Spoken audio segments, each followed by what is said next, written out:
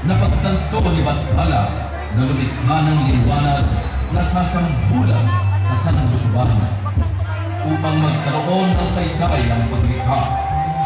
Sumunod na nalikha ang kalikasan.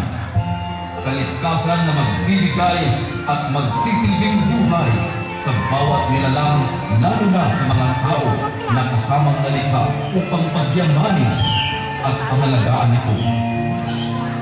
Kaaya-ayang pagmasdan ang kaaya-ayang kapatiran.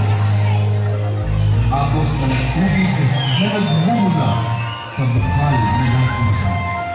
Mga naglalakihang punong sumisimbolo ng pag-asa. Mga uri ng hayop na bahagi ng kalikasan. Higit sa lahat, mga makukulay na uri ng bulaklak.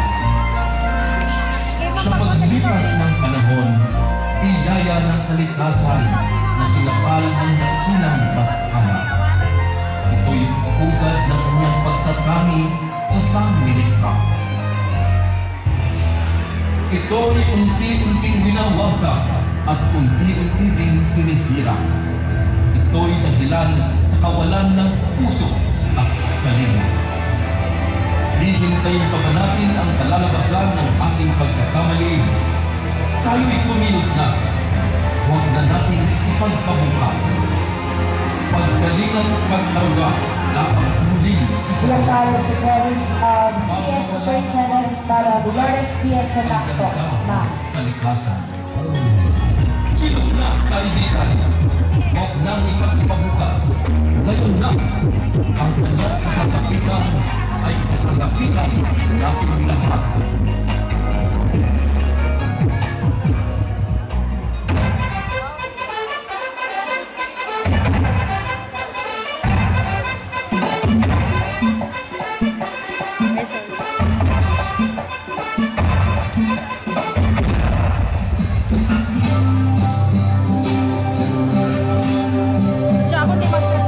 May bagong parating, may bagong